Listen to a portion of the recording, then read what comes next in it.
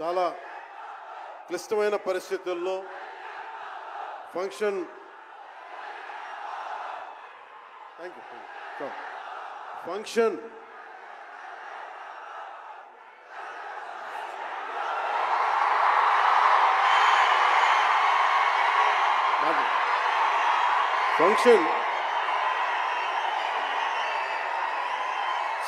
హైదరాబాద్ తెలంగాణలో హరిహర వీరమల్ల ఫంక్షన్ ఒక కనీసం లక్షలాది మంది మధ్య జరుపుకుందామని ప్లాన్ చేసిన వర్షాభావాలు ఇతరత్ర కారణాల వల్ల దాన్ని ముందుకు తీసుకెళ్ళలేక ఫంక్షన్ సైజ్ని మనం శిల్పకళ వేదికకి పరిమితం చేసినా కానీ ప్రతి ఒక్కరికి టీవీలో కూర్చొని మరింత సురక్షితంగా చూడాలని ఒక ఉద్దేశం. ఇలాంటి ఒక ఫంక్షన్ చేసుకోవాలంటే చాలా ఒత్తిళ్ళు ఉంటాయి. అలాంటి పరిస్థితుల్లో ముఖ్యంగా హైదరాబాద్ తెలంగాణలో పర్మిషన్ ఇచ్చిన ఈ సభకి పర్మిషన్ ఇచ్చిన గౌరవ ముఖ్యమంత్రి శ్రీ అనుముల తెలంగాణ గౌరవ ముఖ్యమంత్రి శ్రీ అనుముల రేవంత్ రెడ్డి గారికి ప్రత్యేకించి నా ప్రత్యేక ధన్యవాదాలు, హృదయపూర్వక నమస్కారం. అలాగే డీజీపీ గారికి, శ్రీ జితేందర్ ఐపీఎస్ గారికి, అలాగే Cyberabad commissioner of police Shri Avinash Mohanty గారికి కూడా నా ప్రత్యేకమైన కృతజ్ఞతలు. ఇది పాపం చాలా బోనాల పండుగ సమయంలో ఒత్తిడి గురవకూడదు, తొక్కిసలాట జరగకూడదు. ఇలాంటి పరిస్థితుల్లో హరిహర వీరమల్లు ప్రీ రిలీజ్ ఈవెంట్కి పర్మిషన్ ఇచ్చిన తెలంగాణ ప్రభుత్వం గౌరవ ముఖ్యమంత్రి గారికి, డీజీపీ గారికి, సైబరాబాద్ కమిషనర్ గారికి మరోమారు ప్రత్యేకంగా ధన్యవాదాలు తెలుపుకుంటూ, ప్రతి ఒక్క రోడ్డు మీదున్న ఇంతమంది మన అభిమాన జనం వస్తే వారందరికీ సహకరించిన, తొక్కిసలాట లేకుండా సహకరించిన పోలీస్ సోదరులందరికీ, ఇన్స్పెక్టర్స్కి, సర్కిల్ ఇన్స్పెక్టర్స్కి, డిఎస్పీస్కి, ప్రతి ఒక్కరికి అభిమానుల తరపున, హరిహర వీరమల్లు యూనిట్ తరపున నా ప్రత్యేక నమస్కారాలు, కృతజ్ఞతలు తెలియజేస్తాను.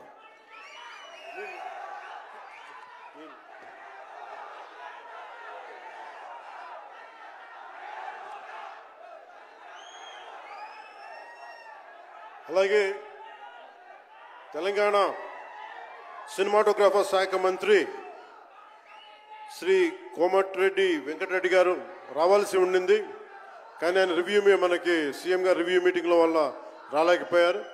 వారికి కూడా నా ప్రత్యేక కృతజ్ఞతలు. అలాగే నేను పాలిటిక్స్కి వచ్చాక సినిమాలోకి వచ్చి మీ అభిమానాన్ని ఎలా సంపాదించుకున్నాను, పాలిటిక్స్లోకి వచ్చాక నేను స్నేహంతో పాటు ఒక మంచి స్నేహితుణ్ణి, అలాగే ఒక మంచి ఒక మిత్రుణ్ణి సంపాదించుకున్నాను. అది శ్రీ ఈశ్వర్ ఖండ్రే గారు. And I found a great friend and a great brother in him. I am truly grateful to you, sir, from coming all the way from Karnataka, for making your time in your busy schedule, and I am eternally grateful to you for making your presence felt here. Your blessings and your kind words and your good words are truly inspiring, and we will truly cherish this moment with you, sir. We are grateful to you. అలాగే కందుల దుర్గేష్ గారు, గౌరవ పర్యాటక సాంస్కృతిక శాఖ మరి cinematograph శాఖ మార్చులు, ఆంధ్రప్రదేశ్ ప్రభుత్వం. అలాగే ప్రత్యేకించి రఘురామకృష్ణరాజు గారు, తెలుసు కదా, ఆయన గురించి చెప్పక్కర్లేదు కదా, గౌరవ ఆంధ్రప్రదేశ్ శాసనసభ ఉపసభాపతి. ఆయన మాటని శాసనసభలో చూడాలి, చాలా ఆనందంగా ఉంటుంది ఆయనతోటి. వారికి కూడా నా ప్రత్యేకంగా ధన్యవాదాలు.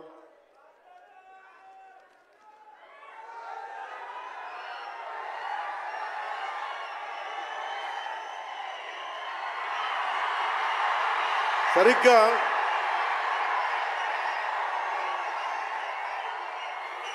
ఒక 2 సంవత్సరాల క్రితం భీమ్లా నాయక్ రిలీజ్ అయినప్పుడు భీమ్లా నాయక్ రిలీజ్ అయినప్పుడు అందరి సినిమాలు 100లో ఉంటే పవన్ కళ్యాణ్ సినిమాలు 10 రూపాయలు 15 రూపాయలతో చేశారు.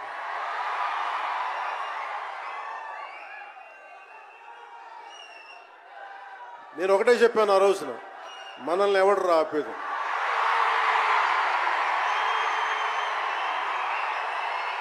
This is not about money.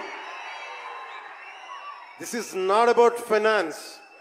This is not about records. This is about damn guts. This is about damn courage. This is about damn tenacity. We are here. We will stand by. We will serve justice.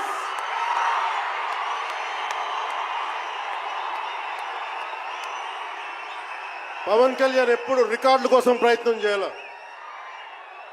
Reluctant actor. మా బ్రహ్మానందం గారు చెప్పినట్టుగా నేనేం కోరుకోలే, నేను ఒక actor అవ్వాలని కోరుకోలే, సగటు మనిషిగా బతుకుదామన్న ఒక్క ఆలోచన తప్ప నాలో ఏం లేదు. అలాంటిది నేను పొద్దున ప్రెస్ మీట్లో రత్నం గారి గురించి మాట్లాడాను. ఇప్పుడు మీకోసమే మాట్లాడతాను, నా అభిమానుల కోసం. ఈరోజు నేను ఇక్కడ నిల్చున్నాను, పడి లేచాను, పడుతూనే ఉన్నాను, లేస్తూనే ఉన్నాను. దానికి కారణం ఒకరే, మీరే.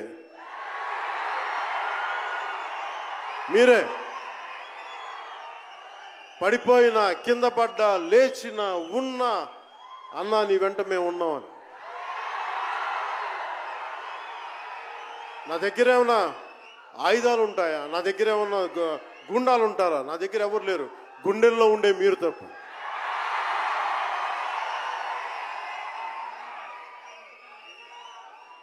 దాదాపు నేను 96లో నా మొదటి సినిమా అక్కడ మైకిడబ్బాయి. ఇది 2025 అంటే ఆల్మోస్ట్ 29 to 30 years.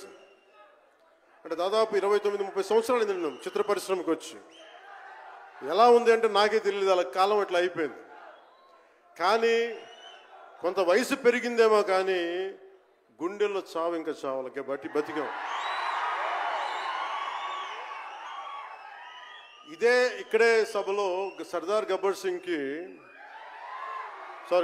సింగ్ సినిమాకి మహబూబ్ నగర్ నుంచి వచ్చిన ఒక యువకుడి గురించి చెప్పాను, మన అభిమానుల్లో ఒకటి గురించి చెప్పాను. అన్నా నువ్వేమి ఇవ్వదు, ఒక హిట్ ఇవ్వన్నా చాలని. ఆ రోజు నేను భగవంతుని కోరుకున్నాను, నా అభిమానుల కోసం, నా కోసం కాదు కానీ ఒక హిట్ ఉంటే బాగుంటుంది అని కోరుకున్నాను. అది హరీష్ శంకర్ గబ్బర్ సింగ్ వల్ల తిరిగి వచ్చింది. కానీ ఈ సినిమా చాలా డిఫికల్ట్ టైమ్స్లో చేశాను. ఇది సినిమాల మీద టెక్నీషియన్గా నేను ఉండి ఒక నిమిషం సినిమాలు కష్టంగా ఉండి, ఒక సినిమా చేయడం ఎంత కష్టమో, సినిమా చేయడం చాలా చాలా కష్టం. నేను మీతో పంచుకోదలుచుకున్నాను ఈ రోజున. మీకు సంబంధించి నేను మొదటి సినిమా నుంచి ఇప్పుడు దాకా జానీ సినిమా నేను చేసినప్పుడు అది ఫెయిల్ అయితే, ఆ సినిమా ఫ్లాప్ అయితే ఎలా ఉంది అంటే ఆ రోజు నా పరిస్థితి, వరుసగా హిట్లు కొట్టి కూడా ఒక్క సినిమా ఫ్లాప్ అయితే అందరూ మీరు వదలలేదు. నేను మీ గురించి ఎప్పుడు మాట్లాడతాను అంటే ధనం మూలం మిదం జగత్ అంటాం. అంటే అన్ని బంధాలు, కార్ల్ మార్క్స్ చెప్పిన అన్ని బంధాలు ఆర్థిక బంధాలని సినిమా పరిశ్రమలో మరింత బలంగా తెలుస్తాయి. నా రెమ్యునరేషన్ ఇచ్చేసాను అని నా దగ్గర అంతమించి డబ్బులు లేవు. కానీ ఆ రోజు నుంచి ఈ రోజు దాకా ఒకటైతే మార్పు జరిగింది.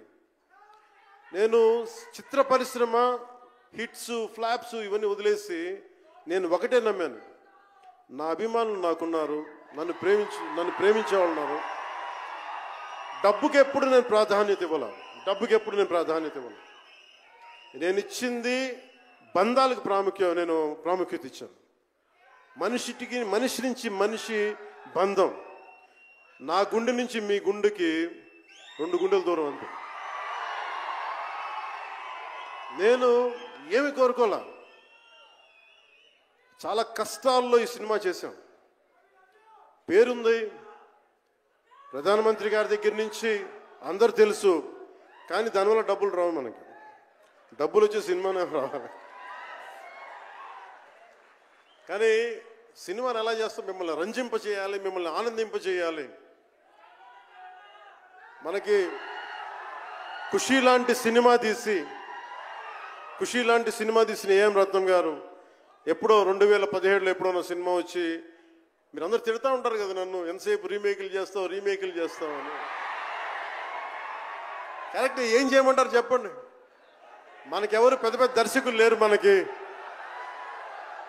కింద నుంచి వచ్చిన వాళ్ళం. మనకి ఒక్క నిమిషం,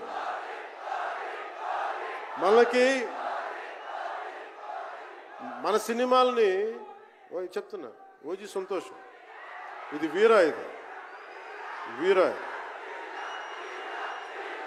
మీకు ఈ సినిమా గురించి చెప్తాను మీకు. అంటే మనకి దర్శకులు ఎవరు లేరు. నన్ను అందరూ కూడా ఈ రీమేక్ చేస్తే వీడితో పని అయిపోతే డబ్బులు వస్తాయి, వీడికి రీమేక్ చేస్తే డబ్బులు వస్తాయి. మధ్యలో నేను చేసిన పాపం వల్ల ఒక ఫ్లాప్ తీసాను అంతే. ఆ ఫ్లాప్ తర్వాత నా గ్రిప్ రాలే మళ్ళీ ఫిల్మ్ ఇండస్ట్రీలో.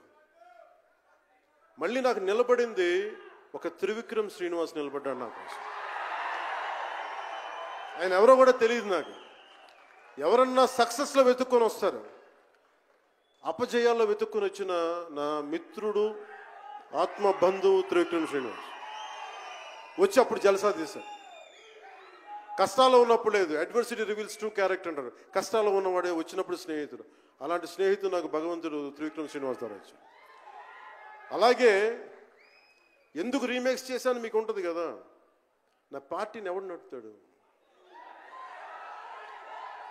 కొత్త కథలు తీస్తే ఎప్పుడో వెళ్ళిపోద్ది.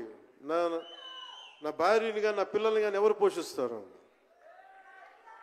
నేనే పోషించుకోవాలి, దానికి డబ్బులు కావాలి, పార్టీ నడపాలి. వీటన్నిటికీ రీమేక్ అనేది నాకు కొంచెం ఈజీ దారి. సొంత సినిమాలు కొత్త సినిమాలు చేయలేక కాదు, వేరే దారి లేక. నాకు దేశం పిచ్చి, సమాజ బాధ్యత పిచ్చి, సినిమా మీద ఉన్న కరెక్టే. నేనంటే మీకు పిచ్చి.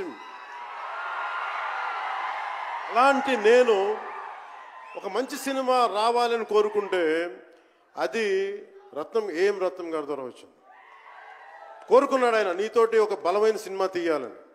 ఏదో ఆయన కూడా ముందు రీమేక్ వచ్చారు, అవి అటు ఇటు తిరిగి యాక్చువల్గా క్రిష్ గారి వల్ల ఈ సినిమా వచ్చింది. ముందు జాగర్లమూడి క్రిష్ గారికి మనందరం ముందుగా కరతాళ ధ్వనుల ద్వారా చాలా బలంగా తెలియజేయాలి. ఆయన ఒరిజినల్ ఫౌండేషనల్ వర్క్ మీద ఇది ముందు. వ్యక్తిగత కారణాలు, కొన్ని ప్రొఫెషనల్ రీజన్స్ వల్ల మధ్యలో ఆయన వెళ్ళిపోవాల్సి వచ్చింది. ఈ సినిమాకి 2 కరోనా ఇది వచ్చినాయి, 2 కరోనా వేవ్స్ కొట్టినాయి. దాని మధ్యలో నలిగిపోయింది సినిమా. అలాంటి సమయంలో ఒక ఆస్కర్ విన్నర్ ఎక్కడో మనం ఆంధ్రప్రదేశ్లో చిన్న బడ్జెట్లో సినిమా తీస్తే మన బడ్జెట్స్ ఎంత ఉంటాయి? 10 కోట్లు 15. అలాంటి సినిమాల నుంచి సంగీత దర్శకత్వం వహించి మనం పెట్టే నాటు నాటు నాటు అనే పాట ప్రపంచమంతా ఉర్రూతో లూగిస్తుంది అనేది తెలియజేశారు కీరవాణి గారు. అలాంటి కీరవాణి గారు నేను ఈ సినిమాని ఎన్నిసార్లు చేసే పరిస్థితుల్లో నిజంగా ప్రతిసారి నాకు నిరుత్సాహం ఉండేది. నాకు తెలుస్తూ ఉంటుంది కదా, నిస్పృహ వచ్చినప్పుడల్లా ఆయన ఏదో ఒక ట్రైలర్ రిలీజ్ అయ్యేది, ఆయన మ్యూజిక్ చూస్తే మళ్ళీ ఒక ఉత్సాహం వచ్చేది, ఒక ప్రాణవాయువు నింపేది. సార్ ఈ సినిమాకి ఈ రోజున ఇంత బలంగా ఆత్మవిశ్వాసంతో ఉన్నామంటే you are the hero sir, you are the true hero sir for us. Without Kirwaniji's music, this is not Harihar Veeramal. ఈరోజు హరిహర వీరమల్లు బలంగా ఉంది అంటే it's only the dedication and the kind of effort he has put into the film is truly commendable and truly admirable, sir. We are truly, truly grateful to you, sir. మధ్యలో వారి నాన్నగారిని కోల్పోయి ఆ సమయంలో కూడా మనస్ఫూర్తిగా ఆయనకి ఆ బ్యాక్గ్రౌండ్ స్కోర్ ఇచ్చినందుకు, సొంత తండ్రిని కోల్పోయి ఇచ్చినందుకు మరోమారు వారికి ప్రత్యేకంగా కీరవాణి గారి టీంకి, కీరవాణి గారి గాయకులకి, వారి రికార్డింగ్ టీంకి, వారి ఇంజనీరింగ్ డిపార్ట్మెంట్కి ప్రతి ఒక్కరికి నా హృదయపూర్వక ధన్యవాదాలు.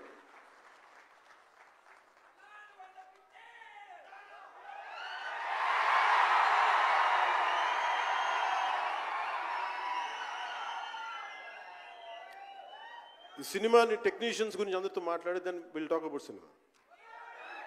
జ్యోతి కృష్ణ నాకు ఖుషీ టైం నుంచి లండన్లో చదువుకొని వచ్చాడు, film making course as a director. ఆయన సినిమాని చాలా బాగా హ్యాండిల్ చేశారు.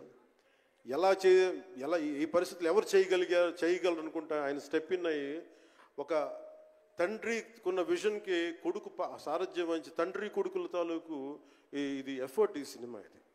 సో మనస్ఫూర్తిగా జ్యోతికృష్ణ గారికి, రత్నం గారికి మరోమారు నా ధన్యవాదాలు చెప్తా ఉన్నాను. అలాగే ఈ సినిమాని ప్రారంభించినప్పుడు జ్ఞానశేఖర్ గారి కెమెరామెన్, ఆయనకి నా మనస్ఫూర్తిగా కృతజ్ఞతలు. అసలు ఈ సినిమాని ఇంత రికార్డ్ బ్రేకింగ్ స్థాయిలో మీ అందరికీ తెలుసు కదా, మీరు ఎంతసేపు ఓజీ ఓజీ ఓజీ అంటారు. నా సినిమానే ఓజీ బయట వాళ్ళ సినిమా కాదు కదా, మన సినిమానే కదా.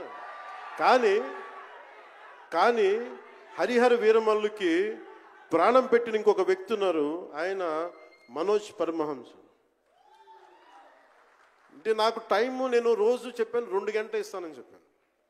నేను అడ్మినిస్ట్రేటివ్ నా దగ్గర ఉంది, ఈశ్వర్ ఖండ్రే గారి లాగా నేను కూడా ఫారెస్ట్ మినిస్టర్, దాంతోపాటు పంచాయతీ రాజు ఉంది. వీటన్నిటి మధ్యలో నేను ఇవ్వగలిగేది 7 నుంచి 9 2 గంటలు ఇస్తాను, మీకు ఏం చేస్తుంటారో చేసుకోండి. వారానికి 5 రోజులు ఇచ్చాడు. ఈ 5 రోజుల్లో దాన్ని చాలా పగడ్బందీగా ప్లాన్ చేసి మంగళగిరిలో ఉన్న జనసేన పార్టీ ఆఫీస్ నుంచి 2 గంటల ఒక కూతవేటు దూరంలో ఉన్న నా సన్నిహితులు, నా మిత్రులు రమేష్ లింగంనేని గారి మిడ్ వ్యాలీ స్టూడియో, వాళ్ళ స్థలం ఉంటుంది, దాన్ని మిడ్ వ్యాలీ స్టూడియోస్గా మార్చేసి అక్కడే సెట్స్ చేసాం. మొత్తం మేజర్ వర్క్ అక్కడే చేసి దాని స్పెషల్ ఎఫెక్ట్స్ చేసాం. ఇలాంటివన్నీ సహకరించినందుకు, చేయగలిగిన సత్తా ఉన్న మనోజ్ పరమహంస గారికి మనస్ఫూర్తిగా నా ధన్యవాదాలు. అలాగే ఎగ్జిక్యూటివ్ ప్రొడ్యూసర్ దయాకర్ రావు గారికి, అలాగే ఆర్ట్ డైరెక్షన్కి చేసిన తోట తరుణి గారికి, అలాగే పాపం నేను పొద్దున కూడా చెప్పాను, ఈ సినిమాకి ఎవరన్నా సరే ఎంతమంది క్యాస్టింగ్ ఉన్నారు ఈ రోజున. విచిత్రంగా నేను, నిధి అగర్వాల్ తప్ప ఇంకెవరు లేదు. మన భరణి గారు, రఘు గారు, చాలా మేజర్ క్యాస్టింగ్ ఉంటే ఎవరు లేరు. దానికి ఈ సినిమాని ఇన్ని రోజుల దాకా, గత నెల రోజుల నుంచి ఒంటి చేత్తోటి జనం మధ్యలో ఉండేలాగా నిధి అగర్వాల్ గారికి మనస్ఫూర్తిగా నేను ఆవిడని చూసి సిగ్గు తెచ్చుకొని నేను కూడా ఈ రోజున మాట్లాడాను. అంటే నువ్వు ఎంత ఉప ముఖ్యమంత్రి అయినా, అంటే ఢిల్లీకి రాజైనా తల్లి కొడుకేలాగా నువ్వు ఎంత ఉప ముఖ్యమంత్రి అయినా, నువ్వు ఈ సినిమాకి హీరోవి అని చెప్పుకొని నేను ఆవిడని చూసి సిగ్గు తెచ్చుకొని నేను కూడా మీడియా ఇంటరాక్షన్ చేశాను. రేపు కూడా చేయబోతున్నా, ఎల్లుండి కూడా చేయబోతున్నా. అలాగే నాకు బాబీ డియోల్ గారు, నేను చిరంజీవి గారు షూటింగ్స్ ఉన్నప్పుడు మన ధర్మేంద్ర గారితో చూసేవాడిని ఊటీలో. అలాంటి Bobby Deol acted as Aurangzeb, tyrant ruler. అలాంటి brilliant performance by Bobby Deol. I truly grateful to Bobby Deol for accepting this role. అలాగే తోట తరణి గారికి మనస్ఫూర్తిగా నా ధన్యవాదాలు. జే మీడియా వారి సంస్థ అధిపతులకు కూడా నా హృదయపూర్వక ధన్యవాదాలు. ముఖ్యంగా రేట్స్ ఇచ్చి 2 సంవత్సరాల క్రితం భీమ్లా నాయక్ రిలీజ్ అయినప్పుడు 10-15 రూపాయల టికెట్తో వచ్చినప్పుడు నేనేమన్నా, కానీ మీ కోరిక మేరకు ఈరోజు టికెట్ రేట్స్ పెరిగి ప్రభుత్వం మనదొచ్చి మన సినిమా ఇప్పుడు రిలీజ్ అయింది. ఆ రోజు మీరు పంతం కొద్ది చూశారు. ఆ రోజు పెట్టిన ఎఫర్ట్కి ఇది బయటకు వచ్చింది. ఇది దాని తాలూకు సత్తా మీరు చూస్తారు ఈరోజు. Now we will come back to the story of Harihara Veeramallu. Harihara Veeramallu ఇది నాకు చాలా ఇష్టమైన సబ్జెక్ట్. ఇది మనందరం చరిత్రలో చదువుకుంటాం. భారతదేశం ఎవరి మీద దాడి చేయలే, భారతదేశం ఎవరి మీద కూర్చొని ఆక్రమణం చేయలే. ఈ దేశాన్ని అందరూ ఆక్రమించుకున్నారు. మనం చదువుకున్న టెక్స్ట్ బుక్స్లో కానీ స్కూల్ బుక్స్లో కానీ ఎంతసేపు మొఘల్ తాలూకు గొప్పతనాన్ని చెప్పారు తప్ప మొఘల్ తాలూకు అరాచకాన్ని చెప్పలేదు. ఆవిడ Akbar is great, Shah Jahan is great, Aurangzeb is great అంటారు. What they had done. Vijayanagara empire గురించి మాట్లాడాల. ఇంతమంది కింగ్స్ ఉన్నారు, ఎవరి గురించి మాట్లాడాల. We always heard about Mughals' greatness, but what Aurangzeb has done to our country, సొంత తమ్ముడిని చంపేసి దారా సిక్కుని చంపి షాజహాన్ని జైల్లో పెట్టి నువ్వు హిందువుగా బతకాలి అంటే నువ్వు ట్యాక్స్ కట్టాలి. Can you imagine? For being a Hindu you have to pay tax as a Hindu, just to accept, to practice. ఇలాంటి సమయంలో ఒక ఛత్రపతి శివాజీ మహారాజ్ లాంటి వాడు గుండెల్లో శౌర్యాన్ని నింపాడు. మనకి తమిళనాడు దురాక్రమణ గురైతే all the way from Maharashtra he came back and supported, stood by people. ఇలాంటి నేపథ్యంలో హరిహర వీరమల్లు ఒక ఫిక్షస్ క్యారెక్టర్, ఒక కల్పిత పాత్ర. అలాంటి పాత్రలో సగటు మనిషి ఏమి చేసి ఉండొచ్చు? ఎంతసేపు మనం కోహినూర్ కోహినూర్ కోహినూర్ కోహినూర్ ఎక్కడి నుంచి వచ్చింది?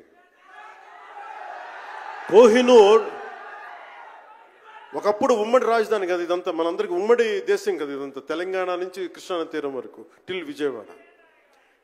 ఆ కృష్ణానది తీరం దగ్గర ఇప్పుడు విజయవాడలో ఉన్న కొల్లూరు దగ్గర వజ్రపు గనులు ఉంటే అక్కడ దొరికిన వజ్రం అది. ఆ వజ్రం ఎక్కడి దాకా వెళ్ళింది? అది మన నిజాం నవాబ్ దగ్గరికి వచ్చింది. నిజాం నవాబ్ దగ్గర నుంచి ఆ మొఘల్కి వెళ్ళింది. రకరకాల ఫైనల్గా ఈ రోజున కోహినూర్ యూకే లండన్లో ఉంది, లండన్ మ్యూజియంలో ఉంది.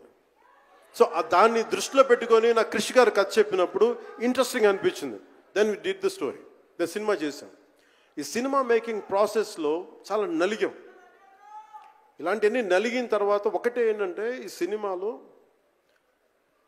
ఇది ఎన్ని రికార్డులు చేస్తా నేను చెప్పలేను, ఎందుకంటే ఎంత కలెక్షన్ చేస్తానో నేను చెప్పలేను. ఎందుకంటే నేను ఎప్పుడు కూడా ఈ రోజుకి చెప్తున్నాను, we did our best efforts better. అంటే మీరు అంటారు కదా, మీకోసం కొంచెం కాలు కూడా కదిలించాను డ్యాన్సుల కోసం. అలాగే నేను చాలా సంవత్సరాలు అయిపోయింది. ఎంతసేపు పొలిటికల్ ప్రాసెస్లోకి వెళ్ళిపోయి రియల్ లైఫ్ గుండాలను ఎదుర్కొన్నాను, రియల్ లైఫ్ రౌడీలను ఎదుర్కొన్నాను. కానీ సినిమాటిక్గా చెయ్యాలి అంటే ఎగిరి కొట్టడాలు ఇవన్నీ చేయడానికి నేను మళ్ళీ మార్షల్ ఆర్ట్స్ నేను చిన్నప్పుడు 20s ఉన్నప్పుడు ఎలా చేయాలో మళ్ళీ ఒక 1 month 2 months మళ్ళీ బ్రషప్ చేసి ఒక ఎస్క్రీమా కానీ, జీత్ కండో కానీ, అలాగే ఇషిన్ రియు కరాటే కానీ, తర్వాత నేను నేర్చుకున్న మ్యాక్సిమం ఊషు కానీ, ఎనీ సెల్ఫ్ డిఫెన్స్ టెక్నిక్స్ అన్నీ కూడా క్రోడీకరించి ఒక క్రమబద్ధీకరించి ఈ 18-minute క్లైమాక్స్ పార్ట్ నేను కొరియోగ్రాఫ్ చేశాను. దీనికి అంటే అది దేనికి అంటే నీ ధర్మానికి నువ్వు ట్యాక్స్ కట్టాలి అంటే అది ఎదురు తిరిగే పరిస్థితి. That is the climax. ఇది ఏంటంటే ఇది ఆ టైంలో సగటు భారతీయుడు నలిగింది, దాన్ని ఈ సినిమా రిఫ్లెక్ట్ చేస్తుంది. మిగతా కథ అంతా ఉంటుంది కానీ అంటే ఇది మీరు ఎందుకంటే ఇది దెర్ ఇస్ నో సీక్రెసీ అన్నట్టు, ఇది సస్పెన్స్ సినిమా కాదు. బట్ వాట్ యూ హ్యావ్, మీరు సినిమా లోపలికి వెళ్ళినప్పుడు మీరు ఏమి చూడబోతున్నారు, ఏమి ఆశించబోతున్నారు అని చెప్పడానికి ఇదంతా చెప్తున్నాను. ఎందుకంటే నాకు సినిమా నాకు అమ్మడం తెలియదు. నా సినిమా ఇన్ని 100 కోట్లు చేస్తున్నా తెలియదు. ఎందుకంటే 10-15 రూపాయలతో కూడా సినిమాలు ఆడినాయి. మనం 10-15 రూపాయలతో కూడా సినిమాలు డబ్బులు చేసినాయి. ఫ్లాపుల్లో పెరిగామంటారు, నేను ఇప్పుడు సక్సెస్లో పెరగల. సో మీరు కోరుకున్న సక్సెస్ భవిష్యత్తులో రావాలని మీరు ఎలా ఆశిస్తున్నారో నేను కూడా అలాగే ఆశిస్తున్నాను. జరుగుద్దా లేదా అన్నది ఆ పెరుమాళ్ళకి ఎరుక, అది భగవంతుడు చెప్పాలి, మన చేతిలో లేదు. మన చేతిలో ఉన్నదల్లా we had done best, we had given our best. Rest leave it to God. మీకు నచ్చిందా బద్దలు కొట్టే. That's all I can say. మీకు మీరే నా బలం, మీరే నా బలం. నేను కష్టాల్లో ఉన్నా, ఓటమిలో ఉన్నా, ఎక్కడున్నా అన్నా నీకున్నావని చెప్పిన వాళ్ళు మీరు. మనల్ని ఎవడన్నా ఆపేదని ముందుకొచ్చింది మీరు. మీకు ప్రతి ఒక్కరికి పేరు పేరున ఈ గుండె ఎవరి కోసం కొట్టుకోదు, మీకోసం కొట్టుకుంటుంది, మీ కష్టాల కోసం కొట్టుకుంటుంది. మళ్ళీ విశాఖపట్నంలో కలుసుకుందాం. టిల్ దెన్, జై భారత్, జై హింద్.